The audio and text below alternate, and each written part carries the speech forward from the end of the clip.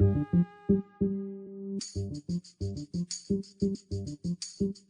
just wanted my son to be a good young man. I wanted him to be the kind of kid that when people saw him, they saw a classy kid. Hey everyone, welcome to the Life of Dad Show. Here in the Life of Dad Show, we talk with athletes, actors, entrepreneurs, CEOs, musicians, entertainers who've all made a name for themselves, but the one thing that is most important to them is being a dad. On this week's edition of the Life of Dad Show, I'm showcasing the interview I did with Irv Smith. Irv Smith not only played in the NFL for the Saints and 49ers, but he played his college ball at Notre Dame. We talk about fatherhood because he's a proud dad. His son followed in his footsteps, and his son is currently on the Minnesota Vikings. We talk football, fatherhood, and more. I think you guys are really going to enjoy Irv's take on fatherhood. So let's get into it. Here's my interview with Irv Smith. Before we get into the interview, here's a word from our sponsor. This week's edition of the Life of Dad Show is being brought to you by Dreamcatcher. Nearly 10,000 children a year under the age of 2 are treated in emergency departments for crib-related injuries, with the most common cause of injury is caused by falling from the crib. Parents are looking for a solution that they can turn to. Dreamcatcher is an inflatable bumper that surrounds your baby's crib and provides a safe way to reduce the likelihood of serious injury without restricting your child. With 8 inflatable sections that surround your crib, it can be configured to any nursery layout. For more information, go to safell.org. That's SAFELL.org. What's going on, everybody? Eddy here for the Life of Dad Show, and online, I'm very happy to have Irv Smith. Thanks for taking the time to chat with me. Sir, how you doing? My pleasure. Good to be here. Very nice to talk to people like yourself that want to talk about things with dads. It's very important. Yeah, man. So speaking of that, I'm on Twitter. I'm just kind of checking things out. And all of a sudden I see a lot of people kind of congratulating you about your son kind of following your footsteps. Here at Life of Dad, we love hearing these stories. You played in the NFL as a tight end. Now your son, like I said, is following your footsteps, playing for the Vikings as a tight end. Talk about your son's journey about playing in the NFL. Because, of course, you know, we hear the Mannings like Archie and Eli and Peyton, but sometimes we take it for granted like how hard it is to get to that professional level. You did it. Now your son's doing it. So talk a little bit about his journey compared to yours. Well, you know, everybody's journey is different, and everyone's life is different. You know, my son certainly, you know, no different in perspective of that. But, you know, I tell people all the time, you know, becoming an NFL football player, it may be a dream for many kids, but it's not really reality. It's not something that you just wake up, you grow up and you say, I'm good. I mean, you might, you know, it's almost like saying I want to be the president of the United States. I mean, at the end of the day, you know, people have big dreams, but you can't predict that's going to happen. And for a parent, you definitely don't want to because you don't put that kind of pressure on your child. So my son never grew up in an environment where I was even encouraging him to be a professional football player, a professional athlete. I want him to be a good person. I want him to be a great young man, a great son, you know, a great friend to people. I just wanted him to be a great person. And I got him involved. His mom and I both got him involved in sports at a very young age just because that's something my parents did for me, my brother and myself. Sports was to keep us out of trouble. It wasn't for us to be successful, and it was to keep us out of trouble, keep us off the street, keep us busy, keep us active, things like that. And that's the same thing I wanted for my son. And as he continued to get older and play sports, I mean, I didn't let him play football until 8th grade. And initially, I wasn't going to let him play until high school, but he begged me so hard for 7, 8 years that finally I gave in at 8th grade, which was a year sooner than I had planned. And I only let him play because he really wanted to play. But did I want him to be a professional football player? No. Once again, I just wanted him to be, you know, to be a good young man. And you can't predict that an 8th grader is going to be a NFL football player or even a college football player or athlete. I wanted him to be able to go to college. I wanted him to be able to get his degree. I wanted him to be able to experience what it was like to be a Division I athlete, if that's something that God had planned for him. And to be honest with you, he took everything from there. He did the rest. He got to school.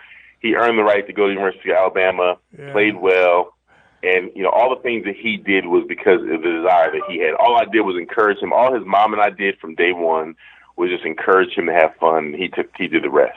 Nice. And we love that here, listening to this at Life of Dad. There's a couple of questions I kind of want to piggyback on that too, because, you know, we've had people like the baseball player Tommy John, who of course that surgery is known for, and his son, who's actually a doctor, and they kind of started a campaign. It's like, don't have your child get into one sport all year round. Like I always joke, one of my favorite athletes of all time, obviously you probably met him throughout your travels in just sports and, you know, playing football, was Bo Jackson. I mean, granted, like God broke the mold when they made him because he was just a superb athlete, did baseball, track, football, all these other things. What's your take on the idea of having parents have their child just do one sport all year round. Do you think it's a good thing, bad thing? I know everybody's different. Everyone's got their own path, like you said, but is it good to kind of have your kid playing all different sports throughout the year? It's funny you ask that question. Growing up as a kid, I played baseball, I played basketball, I played soccer, I played wrestling, and I played football. But I didn't play football, believe it or not. I really didn't play football until high school. And the reason I didn't play football until high school is because I was always a bigger kid, and because I was bigger, when you're younger, you don't play football based on your age, you play it based on your weight. And I was too big to play with the kids my age, so I had to play up with the older kids because I was bigger, and because they were older, they were more developed. So my mother immediately pulled me off of football because I was playing with kids that were just too old for me, and I started playing soccer. And I played soccer and basketball and baseball. And believe it or not, it's funny you brought up Bo Jackson because Bo Jackson was my favorite athlete of all time. Nice. And the true story was I wasn't supposed to go to Notre Dame. I was actually supposed to go to Auburn. Okay. And the reason I was supposed to go to Auburn was because I wanted to go to Auburn and I wanted to be like Bo Jackson and play baseball and football. Because back in 1988, 89, when I came out of high school, Bo Jackson was everything. I mean, and Bo knows. Yeah. And at the end of the day, what ended up happening was I took official visits to USC, UCLA, Clemson, Florida State, and Auburn was my fifth and final visit. I was going to go to Auburn that last week. I was going to commit, and I was going to be an Auburn Tiger.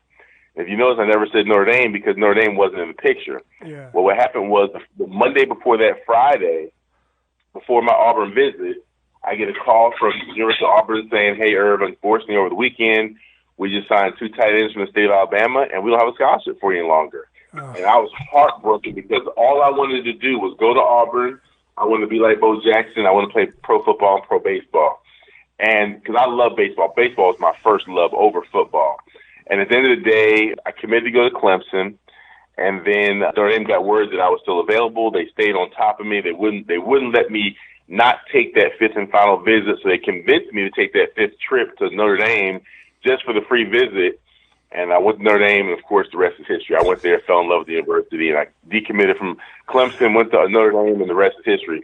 But going back to your question about playing multiple sports, little Irv growing up I let him play baseball for a year. He didn't like it. It was too slow for him. He played basketball since the time he was 3 years old. He was definitely a basketball player. The kid still could play Division I basketball if he chose to. I mean, he's a baller. Nice. He swam. I mean, but at the end of the day, and like I said, he didn't even play football until the 8th grade, literally.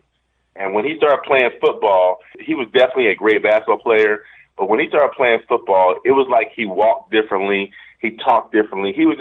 I could tell that the kid had a football swag about him. And I laughed because the reason I didn't let him play football growing up was not because I didn't want him to play football, because I knew he was going to be an athlete. And football is not a sport that you have to play your whole life to be good at it. If you're an athlete, you can run, you can jump, you can catch, you can block, whatever you can do. And I didn't want him to get hurt. Yeah. And that's the same reason why I was glad that I didn't play football until I got older. But I would definitely say, you know what, your kids should be able to play a bunch of sports, be well versed. But the other thing is, you don't want to burn them out playing one sport all the time either, because you play just football all year round. Eventually, you're wake up and say they're tired of playing football. Well said, man. I totally agree with you 100%. I love the Auburn story. I'm sorry, it didn't work out. But obviously, like you said, God had a certain plan for you, and you went through that. You played at Notre Dame. So thanks very much for sharing that. And I still have the Bo Knows poster. And as a sneakerhead, I have like a bunch of the SC trainers, especially like the Auburn colorway. I love the fact that I'm talking to a fellow Bo Jackson fan. And I think now more than ever, especially your son sees this with media and sports and like news being like 24/7. Some stories might get thrown out of proportion or might even get bigger as the story progresses. But I read, especially, I think it was on the Vikings.com page, about the advice you gave to your son. And it was like, they said, quote, you said you can be a slow receiver or you can be a fast tight end. We obviously saw where he, took your advice and all that. But what was your son's initial reaction to being like, hey, you can be a tight end, you can be a wide receiver? And first and foremost, did a conversation like that take place? He and I laughed about that conversation. That wasn't one conversation. Okay. That went on for years. Okay. When my son was younger, you have to understand, my son, he's always been very competitive, and he always wanted to be, it's almost like, I want to be better than dad. And that's every dad wants their child to be better, but it's always it's a fun camaraderie and competition. So he looked at the wide receiver position as the gloriousness because all you do is run and catch touchdowns. So he's like, I'll be a wide receiver. And my thing that I tell my son is like I tell any young man that I can help and bless. My only job is to be honest with them, to be truthful with them, and help them become as good as they want to be in whatever it is they choose to do. So when my son decided he wanted to play football, I said, Irv, look at me. I'm big. You have his mom is small and short. I'm big and tall. So I knew that he had my genes when it came to size. He wasn't going to be a small dude.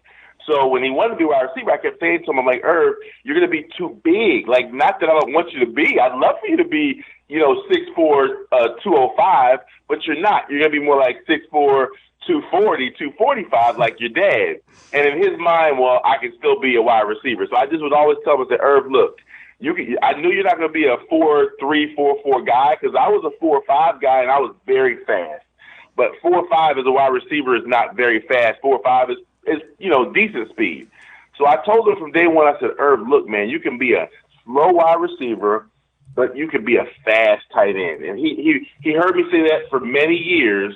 And when he got into the 8th grade, he decided when the first time he was going to play organized football, he wanted to be a wide receiver. So I said, okay. I mean, I wasn't going to tell him he couldn't do it, so I let him play wide receiver. And he played, and he did well. Then when he got to 9th grade, once again, he wanted to play wide receiver. He did it, and he did it well. Great. Then his sophomore year, and I told his football coach the same thing I told him. Look, my son is probably going to be a tight end for you one day. And then his sophomore year, his varsity coach said to me, Mr. Smith, Irv is going to be our wide receiver / tight end. I said, okay, great. Nice. And then Irv's junior year, they both came to me and said, guess what? Irv's going to be a tight end. And I laughed and I said, you know what? Great decision. And I never made it a negative thing. We always made it as a joke because, as the saying is, father knows best. Well, I know my son. And I know that the blessing for me was when he woke up one day and he embraced the fact that he was going to be a tight end. I'm going to tell you this. Little Irv, if you tell him now, he would tell you straight up, I love being a tight end because tight ends do way more than wide receivers do. Tight end is a special position. And the truth of the matter is, tight ends that are good like him can play in the National Football League for a very long time, and he's very blessed, and he's very happy about that. I love these stories, and I'm so glad you're on the show with me, man. This is awesome. And especially, like I said, with the sports media, it's 24/7. We see a lot of people always trying to compare one former player to a current player, especially father-son. You'll always get that as well. But do you feel like, especially in the sports media world, we kind of do that too much? Do you feel like people should just take a separate person on for their talent and not try to compare them? I mean, of course, we're talking about football, but also like, basketball, like, oh, was LeBron James like Michael Jordan? No, I think he's almost like a hybrid between like Jordan and Magic just for certain reasons. But I always feel like just because someone's great doesn't mean you need to compare it to somebody else. What's your take on that? So I totally agree on that. And you have to understand that the difference in times, sports have changed over the years, Yeah. The things that Michael did back in the day, you could be a one-man team and win a championship. You can't do that today. There's too many, every good team has more. The truth of the matter, everybody knows that Michael Jordan was really the only star. I mean, Scottie Pippen was a decent player, but he was the only star on the Bulls when they won championships. Well, look at Golden State. They've got 3 stars and they're struggling. Yeah. You know what I'm saying? you can't. There's no way in the world that one guy can do what a Michael Jordan did back in the day. You're not. Even when LeBron won, he had Kyrie and he had Kevin Love. You're not going to win. So sports change, and so at the end of the day, you can't compare a player when it's a difference of times. When it comes to kids, I tell you all the time, and this is the truth of the matter. My son is going to blow out the water anything I even imagined doing when I played ball. And that's the truth. It's not because he's my son. It's the truth. The kid loves football. He's a beast. I like football. I didn't love football. I loved baseball. Yeah. So at the end of the day, I played football because I was good at it, not because I loved it. And my son actually plays football because he loves it. You know what I'm saying? He could have been a basketball player. But at the end of the day, to me, you can't compare. But when you do try to compare, you're going to find out that everybody has a different – when I was playing, they didn't have tight ends going in motion and splitting out and playing in the backfield and off the ball. All the things that my son does, I couldn't even figure out how to do all that stuff because I was the guy that was the last dribble next to the tackle. I put my hand on the ground, I either ran around or I blocked. That's simple. Nice. So it's a difference of times, but you know what? For me as a father, man, I'm going to tell you like this, man. I could not be more grateful, more blessed, more thankful that I have a son that I can follow around this country, follow around the world, play pro football, and be there to support him and cook for him and pick up his laundry. I tell him all the time, I'm your guy that carries your bags. Wherever you go, I'm coming, and I'm going to bring your bags. And that's all I want to do is be there to help him. Oh, love the support you're giving your son. That's great. A couple more questions before I hit you up with the Life of Dad Quick 5. And this is for you. I'm not even asking like any advice you gave to your son as he transitioned from college to the pros, but for you, take me back to the transition from playing at Notre Dame to the NFL, because of course, you know, the field is a lot smaller in regards to skill and effort and just how tough it is to get in the NFL. Talk about like what was like maybe the hardest part of going to college to the NFL. Well, the truth of the matter is the toughest part of going to the NFL is realizing that you're not a student athlete. This is your job. Yeah. And so they expect you there on time. They expect you there early. They expect you there late.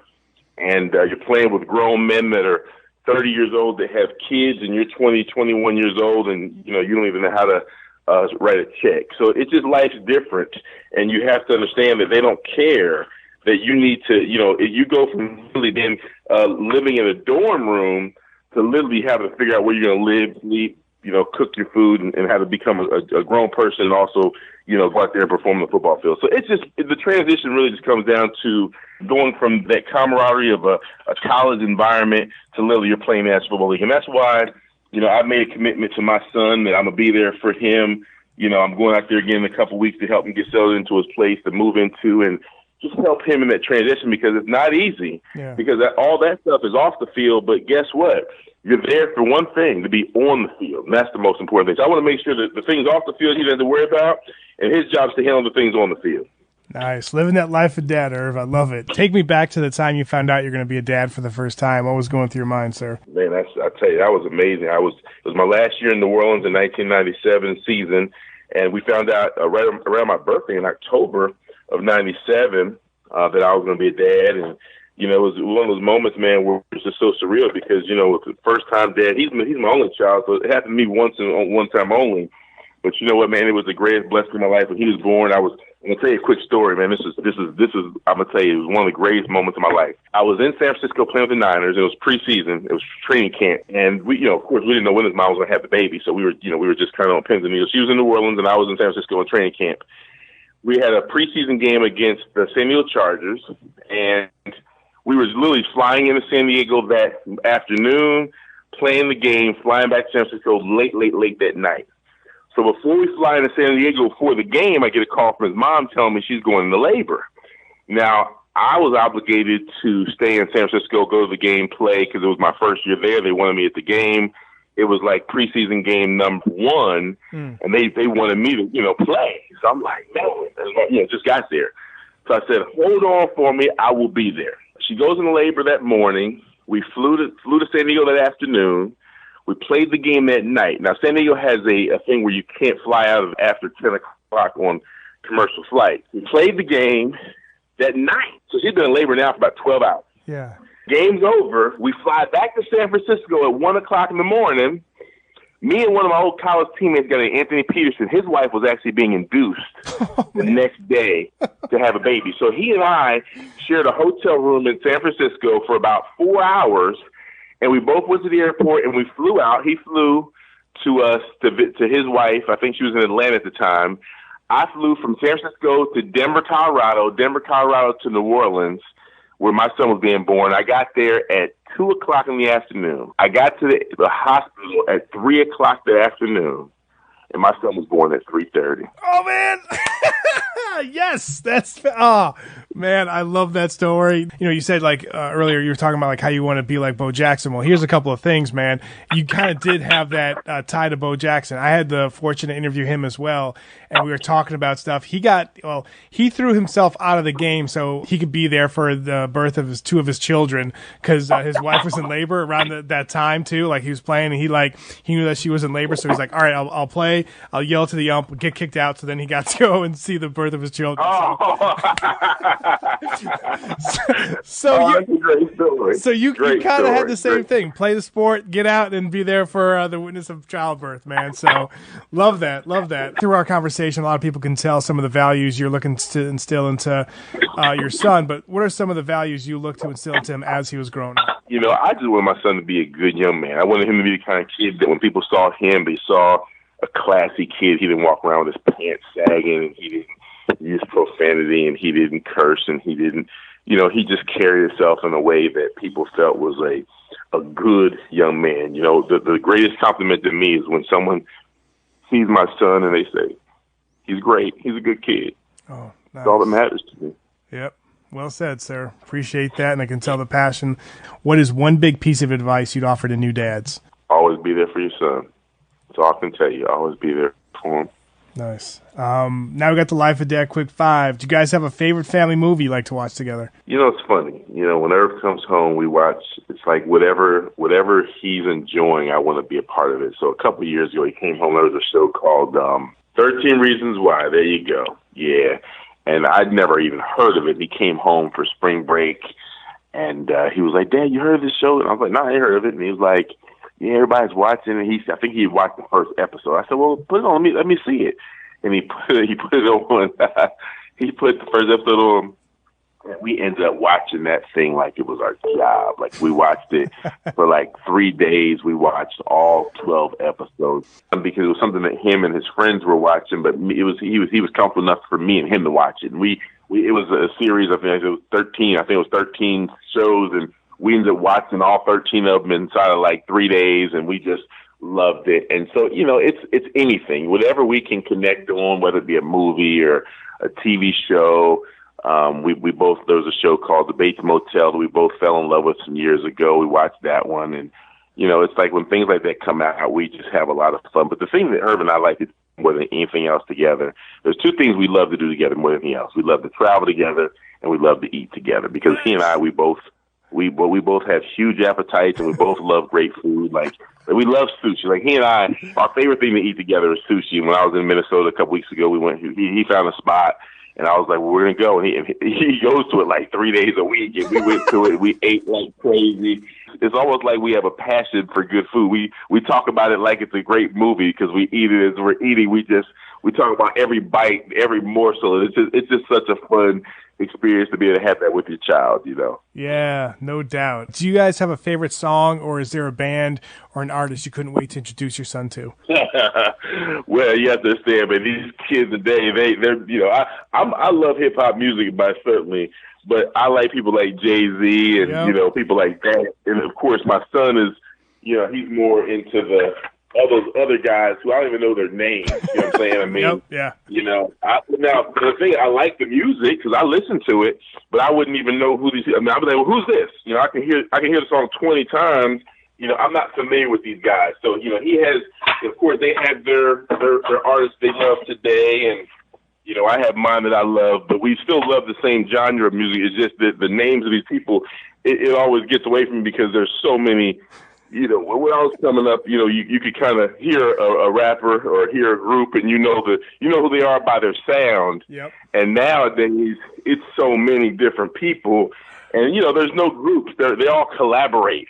Yes. So you'll hear a song, and the only thing you say is, "Well, who are those people on the song?" Because it's not a group. Yeah. It's the whole collaboration. It might be 10 different artists on the same song. You know what I'm saying? And then the next song is 5 different artists. So it's funny, but we definitely like the same kind of music for sure. I love it. Yeah, I agree, man. Like, especially the rap nowadays. I was big into like Tupac, Biggie, Jay-Z, like Bone Thugs and Harmony. Like, you could tell, like, all right, this is Bone Thugs. Like, all right, like even like the first few like bars or something, like, yep, this is Bone Thugs. So like, I 100% agree with that. And I know you kind of said you like traveling.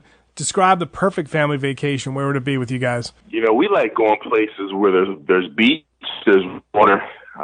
Exotic. So I got his passport for him last year. So our goal is to go somewhere like Costa Rica, Dominican Republic, somewhere, Brazil. We love the Latin flavor. We can't speak the language, but we enjoy the environment and stuff like that. So for us, it's to go somewhere where there's some water, some beach.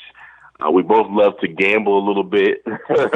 So It's a player. He likes craps and I like blackjack. That's just how it is. So if we can find us a little casino where we can gamble a little bit at nighttime and eat some great food, it doesn't get any better than that. Oh, that's great. Do you have a defender that you loved matching up against when you're playing days in the NFL? You know, my greatest defender that I ever played against was Reggie White. The dude was a beast. Yeah. He was special. He really was. And I always talk about how he put that club on me. I mean, he set me up, and the next thing you know, boom, he hit me with that club, and I'm falling down, and I'm yelling, "Look out!" So, that was, and that's the truth, man. I mean, Reggie was bad, man. And after the game, he'd be like, "Irv, you was squealing. Every time I hit you, you squealing." I'm like, "Reggie, you bad, So, yeah, it was a lot of fun, man. I mean, it was great battles back in the day, and always a lot of fun. Nice. And lastly, what are 3 words that your son would describe you as a father? In 3 words, he would probably say, the one word he always used, he'd say love, because I love him to death, and all we do is we share love with each other, support. I'm always there for him. I mean, that's one thing I can tell you is that I cherish the opportunity to be there for him anytime I can be. 3rd word would have to be affection. I'm very affectionate toward him. We're very affectionate together. Love, support, and affection, man. That is the things that we love here at Life of Dad. People, make sure you follow Irv on Twitter at IrvSmith6, and also check out the website at egttours.com. Irv, really enjoyed the conversation. Thanks again for taking time out of your day to chat with me, and continued success not only with you, but with your son in the NFL this year, sir. I truly appreciate it. It's great talking to you. I'd love to talk to you anytime again. All right. You take care. Thank you, sir. Thanks so much for listening to the Life of Dad Show. You know where to find us, lifeofdad.com, and on Twitter and Facebook.